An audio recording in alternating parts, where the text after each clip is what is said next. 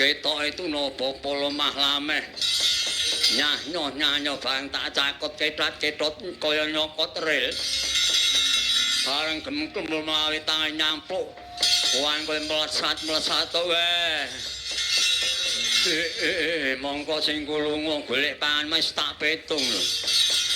Jane malam Rebo Legi iki Rebo 7 Legi 5 guwi 12. Kriyak mentok jotho kemil tiba. Kemil kudune iki ngemil kok malah awakku menjoto kabeh.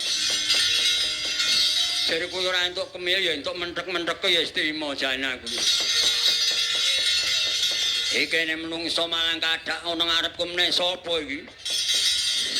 Yen kowe takon marang aku aranku Bapa Tuna. Lho, Kamal Tuna bapa iki Bapa Tuna mung diwalik wae iki.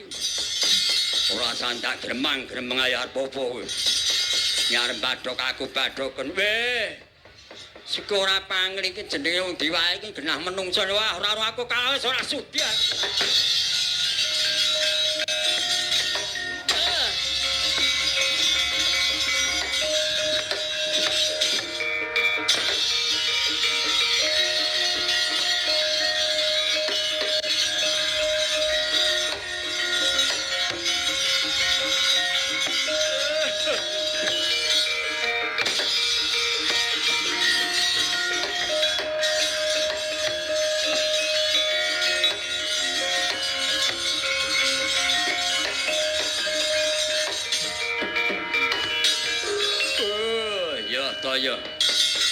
Aku mungsuh tuna bapa terlalu aku mesti kasoran juritku. Aku miring tambang rawat ratu jaring mbok bakul sinambi wara. Mewah pawarta binandunging karna. Ing duka kliwana nyanipun Bapak Sudarsana kuwi kagungan putra ya kuwi. Kang dinarani kembang kapit sampuran utawa cendang kapit pancuran weh kuwi dadi mangsanku mbaya lak turun nang desa Kliwona.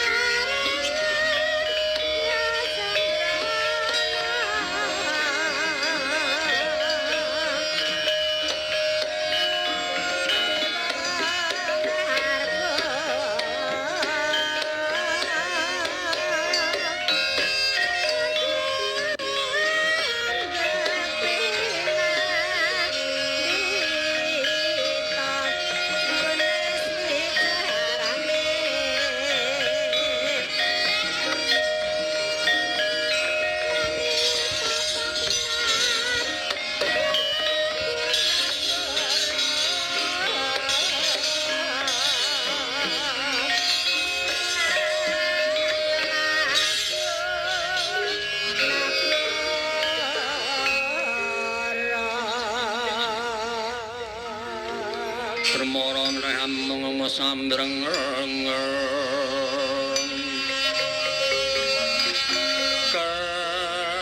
kati karunaning kaswose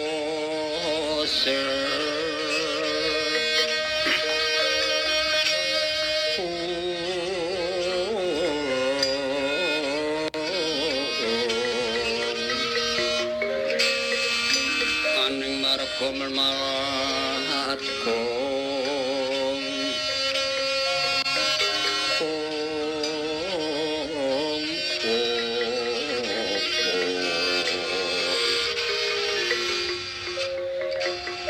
nuwun amit pasang kaliman tabik sinabet ing nglodune kalepato ing tulak manudu mawang tawang-tawang nggih mangkita Ki Dalang Kandhabuana dipun tepangaken kula menika Nalendra saking negari Medang Kamulyan nami kula pun Prabu Darma Pikukuh. Inggih waleh-waleh menapa Sinom Prabu Darma Pikukuh inggih kula pun Kyai Dalang Kandhabuana. Inggih pramila nyanipun Bapak Kyai Dalang kula suwun rawuh wonten ing Dukuh Kliwonan mriki awit Dukuh Kliwonan menika tasih klebet wewengkon negari kuling Medang Kamulyan. Inggih menika nyanipun Bapak Sudarsana mila ngrawakaken dhateng nyanipun Bapak Kyai Dalang Kandhabuana. Inggih menika nyuwun senjata pitulung dhateng kula ingkang tinanggenan sepados matur ngarsa paduka awit ing Dukuh Kliwonan menika tasih klebet wewengkon negari kuling Medang Kamulyan. Mila nyanipun Bapak Sudarsana menika anggenipun emah-emah kan garwanipun inggih menika Ibu Wiwik Sulistyani menika kagungan putra 3 ingkang dipun wastani inggih menika Sendang Kapit Pancuran. Pramila nyanipun Kyai Dalang dipun sun rawuh mriki kaperlu dipun suni senjata pitulung kapuring ngruwat dhateng putranipun Bapak Sudarsana kan Ibu Wiwik Sulistyani menika. Oh inggih menawi tetela mekaten boten langkung stokaken dawuh. Inggih menika monggo Bapak Sudarsana kepareng kula aturi matur kiyambak. Inggih mboten langkung stokaken dawuh. Mangkita Ki Dalang Kandhabuana dipun tepangaken kula Bapak Sudarsana inggih kula pun Kyai Dalang Kandhabuana. Pramila penyanipun Bapak Kyai Dalang Kandhabuana tahi Bapak Gandayana kula suwun rawuh wonten ing sudung kula ing Dukuh Kliwonan mriki. Anggen kula emah-emah kayan garwa kula inggih menika Ibu Wiwik Sulistyani menika keparingipun Gusti ing Maha Agung dipun paringi putra 3. Anak kula ing Bajeng inggih menika Adik Reja Widarma adik putra. Kaping kalih anak kula wadon inggih menika anak kula Nabila Aulia adik putri. Kaping 3-nipun anak kula Dalang inggih menika Reski Prajna adik putra menika anak kula menika kayeng dipun wastani Sendang Kapit Pancuran. Saiki menika kula mboten badhe nilaraken dhateng dawuhipun para simbah-simbah rumiyin adat Widimidana Tara Kyai Jawi kedah dipun ruwat mila kula pasrahaken dhateng Bapak Kyai Dalang kula aturi ngitari sukertanipun anak kula 3 menika. Inggih mboten langkung stokaken dawuh Bapak Sudarsana. Kaping kalihipun menika kadang kula inggih menika Prole Nadia Adra Latifa menika anak putranipun kadang kula inggih menika Ibu Wara Sulistyarini menika anggenipun emah-emah kayan inggih menika kadang kula Bapak Eko Budiono ingkang sampun nyawargi menika keparipun Gusti namung dipun paringi putra sunggal inggih menika nami Tole Bagus Nadia Syara Latifah menika inggih badhe kula sun naken pitulungan dhateng Ki Dalang kula aturi ngiwat menika awit anak ontang-anting inggih nek tetela mekaten mboten langkung stokaken dawuh malih menika badhe kula wiwiti mugi-mugi Bapak Sudarsana sekayan garwa putra kanibu wara sustirini kaengkang putra tansah manggih teguh rayu widodo wilit jiwit sak menika ngantos dumugi sak lami-lamipun tansah agung rezekinipun ingkang putra tansah sageta miguna tumraping usa bangsa agamanipun sageta putra ngungkuli bapa iki nek ngaten namung paestu Bapak Kyai Dalang sageta lumeber dhateng Bapak Sudarsana sakuban sedaya inggih nek ngaten boten langkung stokaken dawuh siwa kalung-lungan kula wonten dawuh Ki Dalang mula kagem wayange sumpingen kelire jerengen gamelit gamelane tatan bakal ndak wiwiti nggonku menika sampun samapting gate sawegung disampun kaet pausia sampun dipun jereng kelipun dipun sumping ringgitipun Ki Dalang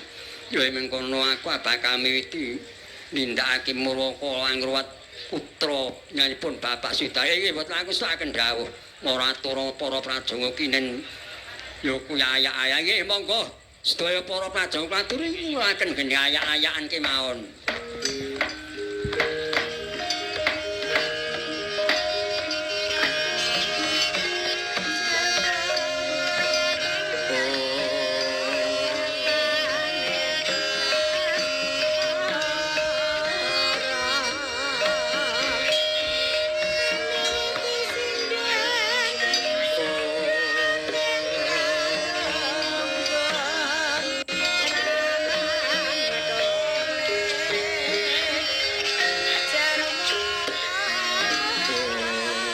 Sang Surya Praba Sawang guru kang mriksani widodara kang jamel widodari kang nyindeni kang nonton padha katon kang tinonton ora katon ingsun Dalang Kandha Buwana ngadeg pusuring jagat ningali melok ing kahanan kalaning tangga sepisan tangga 14 Sukaplaksa Kresna apara paksa murup tan kena ing sirep lan surem ingsun Dalang Jatiwasesa ya ingsun kang wenang masesa sakaliring dur sanggar-sanggar pangruwatan ujar ala pangruwatan Sara Supata supataning sanak tuwa angruwat Sara Supata supataning mara tuwa angruwat Sara Supata supataning wong atuwa angruwat lara raga lara geng lara wigena sagunging mala cintraka gelah telutuh pilanga katutuk ing barat lesus katutuk ing lesus agung lebur ajur musna ilang saking tanana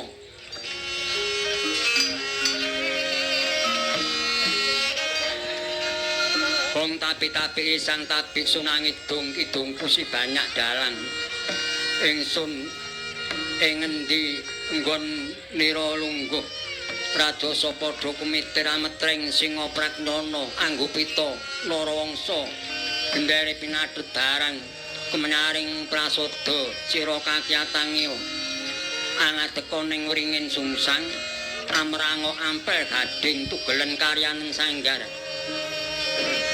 sanggar-sanggar pangruwatan ujarala pangruwatan tindak luput supataning para werda kake angruwata sagunging mala sukerta ngruwata sagunging raga gelah tlutuh tujuh teluh rinowat drasta sena swaba ngiwang siwama siwah winangka pujaku sembahku ya sang Candu Sakti ya sang Lailah Santi Guna Ilawarna ayu palungguhku sang Martaya pangadekku Nagaraja ing jajaku gelah ngampar ing swaraku ibuku wisa mandi ring satru sakti netraku sang Surya kembar cahayaku ngebeki jagat durga kala ering marang aku kang tak deleng padha bengleng kang tak pandeng padha lengleng wong ewang siwama siwah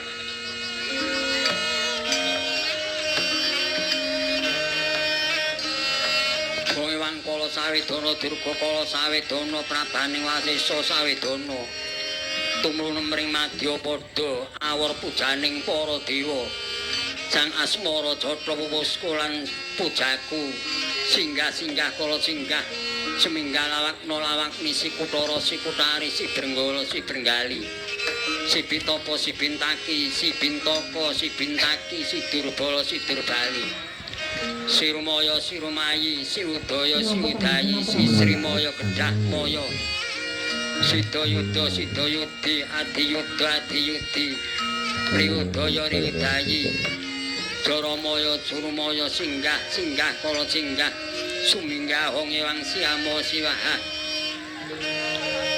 aum buk kumarubyuk padha rusak suwung sepi mamprung balaning kala wong ewang siamo siwaha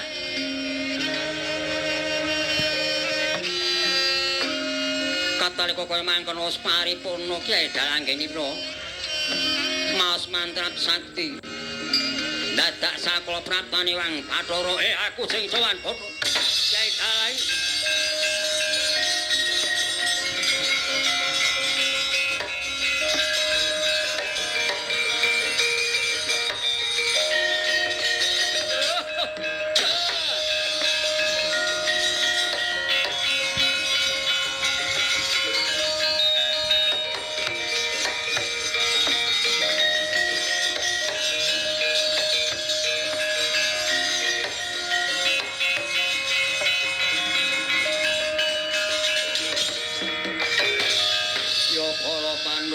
kumulung soto Kurawa kambah kungker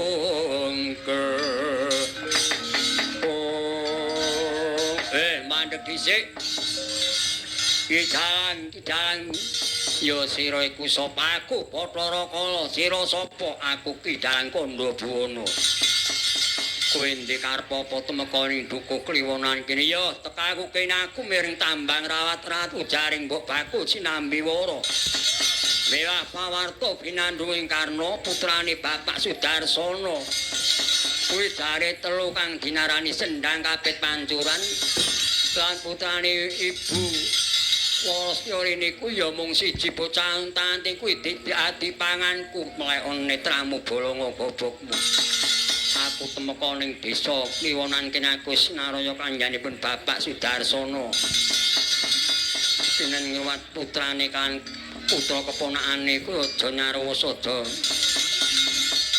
tumindakmu kang ora bener wis mbok ruwat wis tak ruwat padha karo carane tetanduran wis tak pageri cara wong loro wis tak goleke pantu ora wah lah celaka tenan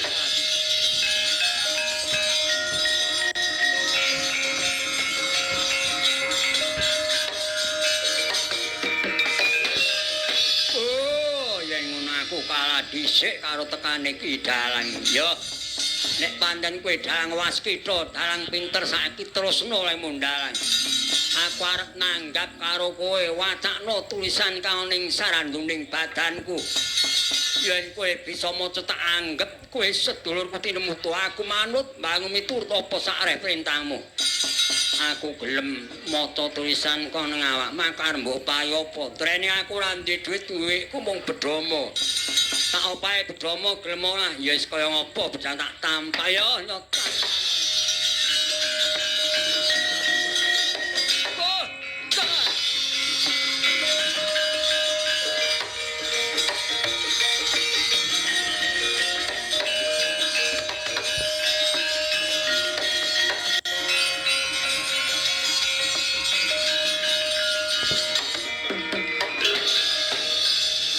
Bathara Kala piye yen aku kinan maca tulisan kang ana awakmu kang mapan oleh bathukmu ya kuwi ana tulisan unine piye tulisan kang mapan ana bathukku Ki Dalang unine mangkene Om Yuganira Bapa Akasa Ibu Bumi tupi mijil tiba ing samudra agilang-gilang kumambang lembak-lembak rupa daging dudu daging rupa getih dudu getih aran mukama salah Agirisa Nilamaya kadya manik mustika murup mangarap-arap andhane tengaken prahara guntur ketuk lindhu gunjing prahara gung lesus tatit keliweran getar pater mubah panas anyati bawana manining ewang Rudra mengkono Bathara lha kuwi ardine piye Werdine mengkene nalika lakon kang wis kawuri Sanghyang Guru nitih lembandine lan garwane ya kuwi Bataruma. Ana ing tengahing Mega Malang katiping samirana nampi Bataruma nyempilak banjur Hyang Bathara Guru nyumurupi wentise Hyang Batarima banjur kepengin banget oleh Bata Cumbana kan Bataruma nanging Bataruma ora gelem nuruti kang dadi penjal Hyang Guru nganti Hyang Guru mbrodolake Kama ponang Kama tiniba ning samudra kinebur kan para Jawata.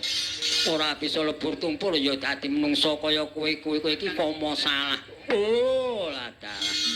Mengkono ki dalang iya. Lah yen tulisan kemapan ana ing cethakku. Tulisan kang ana cethakmu ngene mengkene. Sangkala yeka sangkaning lara wis kena ing lara lungguh aning bayu. Kang lara moyo dene Hyang Brahma. Hyang Brahma kena ing lara lungguh aning sananduning anggo. Kang lara moyo dening Hyang Siwabuja. Hyang Siwabuja kena ing lara lungguh ana napas lan swara. Hyang Siwabuja moyo dening Sang Hyang Tunggal. Tan wis tan kena ing lara Hyang Tunggal putra Hyang Menang putra Hyang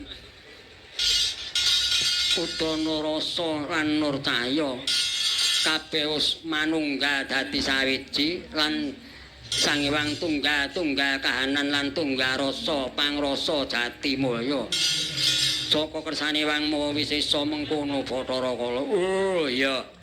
Lah yen tulisan kang ana ing dadaku iku nene piye? Tulisan kang ana ing dadamu ya kuwi kang kena dinarani Caraka utawa Raja Kala Cakra. Oh, coba saiki werdine piye? Ya tak urutke saka ngarep tulisan kang ana ing dadamu kang kena dinarani Raja Kala Cakra kang ngene ya Maraja Jaramaya. Ya Maranini Ramaya ya Silapapalasa ya Midurudamya ya Dayuda Dayudaya ya Sihama Mahasya ya Siacacasya ya Midasasa Damya.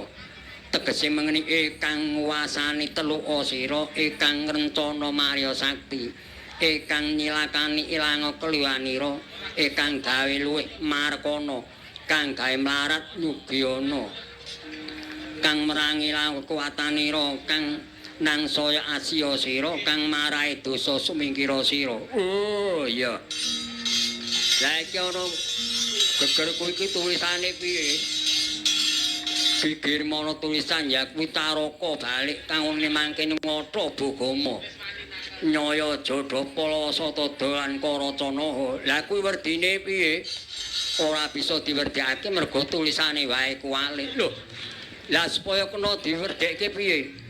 Ya kudu diwae kang ben supaya muni ana Caraka Data Swala padha jaya nyelamangga Bathanga. Oh, kowe werdine piye? Ana Caraka ana wis ngarani Caraka yaiku utusan. Tegese titang arca padha urip ana ing alam gesang kuwi pinawa dadi utusane Gusti kang akarya jagat. Kowe ana Caraka ae Data Swala. Data Swala Datan Sulan Data rebut sawala bener ayo padha tumindak sing bener sing temen sing jujur sing suci. Awe wong nandir bakal ngundha wong utang nyaur nyilih balekake utang ala nyarala utang becik nyaur becik mulai padha tumindak sing temen sing jujur sing suci. Kaben tinulat lawan kabeh para putra wayah. Oh. Ana Caraka Data sapa padha jaya padha wis ngarani jayanya pengpengan. Wong urip aja kok bisa ngasorake marang satrune iku ora nanging bisa ngasorake sedulur patang prakara kang dinarani alwamah supaya marah lan mutmainah kuwi. Mengkono Kyai Dalang. Lah yen monggo Bathanga moga sukma garaga. Bathanga wis ngarani Sukmiron Tacakaraga wis gari badhang. Yen gajah mati ninggalo gading manungsa mati ninggalo asma kang arum. Ora kaya tumindakmu wong tancah nasar muka manungsa kang tanpa dosa mlukit dina iku kudu manut. Wah yen kowe tak aku sedulur aku manut kamu.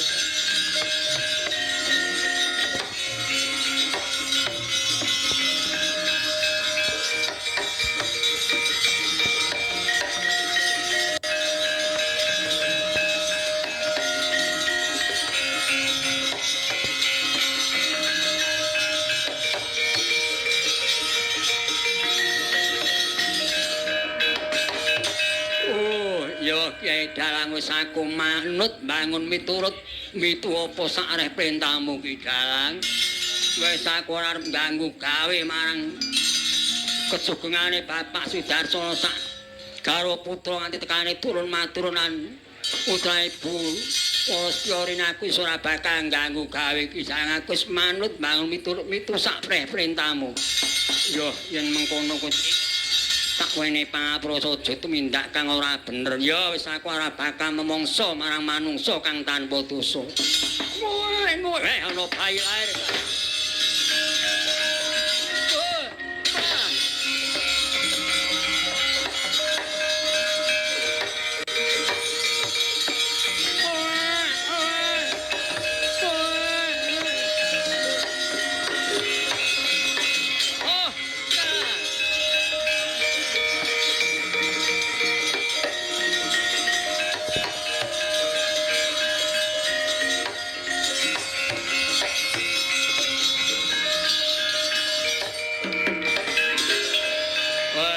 Dhisik Kyai Dalang ana gati apa Bathara Kala.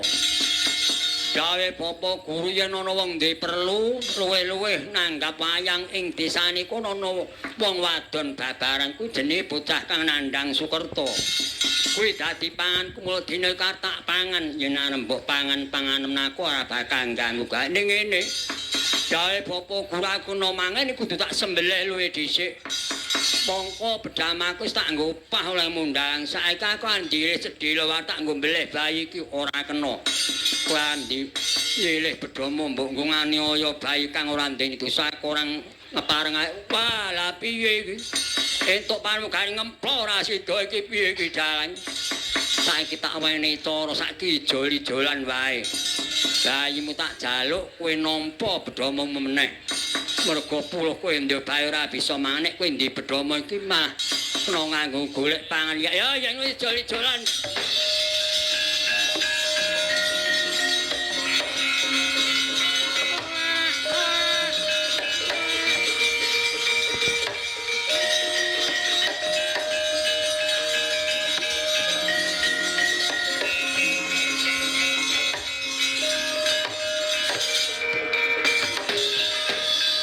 Matur nuwun Kyai Dalang iki bedama tak nggo golek pangan liyane ya sak karmaku ora bakal ngalang. Ya maka tak bali nang papanku sekali aku njaluk sajen oleh mundalangku arep njaluk sajen apa. Aku arep njaluk tebo ki tak nggo langen ana segara kidul. Ya yen mbok jaluk kena. Nek wis paripurna sesuk jaluken nggonen kelen ana segara utawa ana kali sak cedhake kene sak karmu. Ya ping pindhon aku njaluk mori putih katak nggo.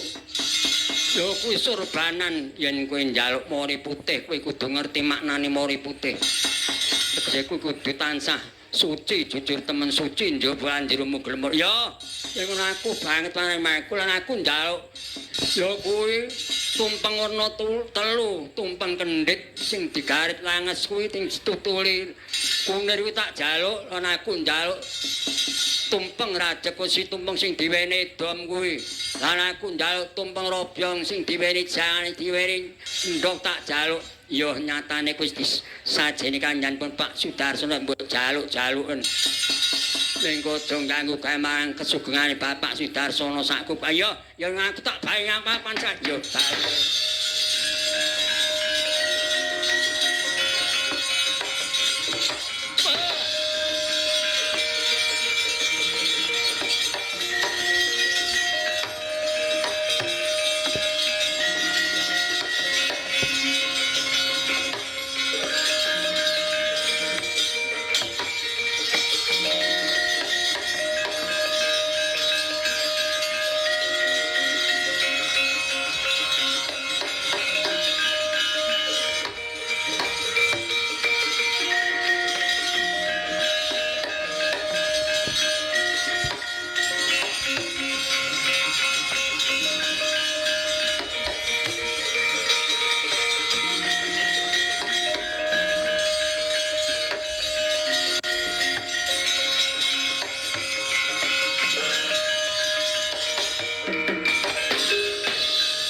Kyai Dalang kuwi sowan Bapak Kyai Dalang. Aku ingkang sowan Bapak Kyai Dalang. Mengko dhisik sira iku sapa ya yen. Nuncra tampa marang aku ya aranku Bathari Durga. Kidang aku njaluk sajen oleh mundalang kowe arep njaluk apa Bathari Durga. Aku arep njaluk ya kuwi jarik werna 7 kuwi bakal tak jaluk. Ya nyatane kowe wis disajeni anyen pun Bapak Sudarsono mbok jaluk-jaluken. Ya ana kekurangane kowe sing gedhe pangapura. Ya Ki Dalang matur nuwun banget lho Ki Dalang, Ki Dalang. Ya Kyai Dalang ya njaluk sajen oleh mundalang. Sira iku sapa aku ya kuwi kala lumur aku sing mbawreksana sumur. Aku njaluk bangsane beribran kaya to. Bebek sak jodolan wadon, lele sak jodolan wadon, pitik sak jodolan wadon lan kuwi. Puter sak jodolan wadon tak jaluk. Ya kuwi nyatane wis diusahake manyen pun Pak Sudarso nek mbok jaluk-jaluken. Ning sing gedhe pangapurane ana kekurangan. Ya matur nuwun Ki Dalang.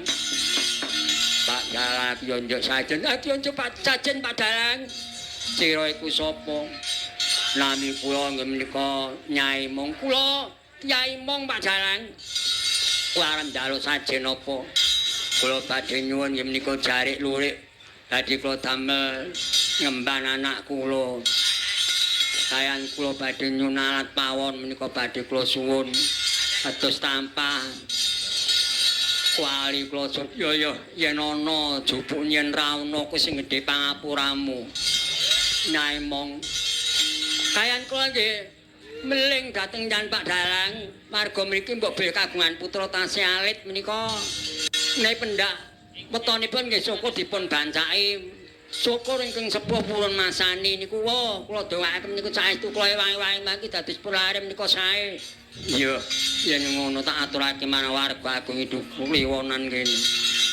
Kali kula meling nek enten bayi bubuk nika sok ngguyu mak plengeh nika sing ngliling kula le mbok wedok nika. Mengko nggih atase bayi lagi lari njen guyu niki sing ngliling kula le mbok sole niki. Ya iya mengkono. Kali kula meling nek enten bayi kang nembe bubuk menawa ampun ngantos pati-pati dipun ambung ampun ngantos dipun lem niku mboten sae ketoke ngambung. Bayi niku ngambung mbok wedok niki. Mantak arep kleru ngambung mbok wedok kok. Ya mengkono tak aturake marang warga aku. Nggih matur kula nyuwun pamit. Kula nggih nyuwun pamit. Aku ya nyuwun pamit Ki Dalang.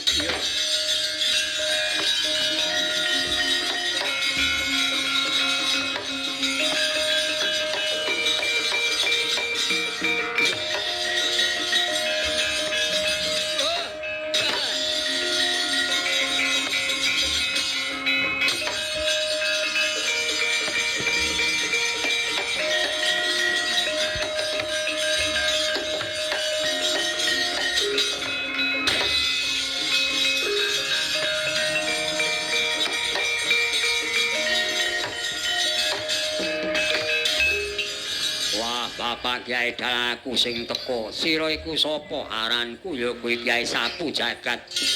Aku njaluk sajen oleh mundalang. Kowe arep nyuwun apa? Aku njaluk jarik. Oleng kuwi tak jaluk tak nggo bebetan. Ya kuwi nyatane ya wis disajeni marang pun Bapak Sudarsono. Ya tak jaluk lan aku njaluk tulung. Bathara Saadya balane putus sapanana saka ing dukuh kliwonan kene. Lan Bathara Saadya balane aja nganti ngambah ning jambar pekarane Bapak Sudarsono putus sapana. Ya aluk pamit.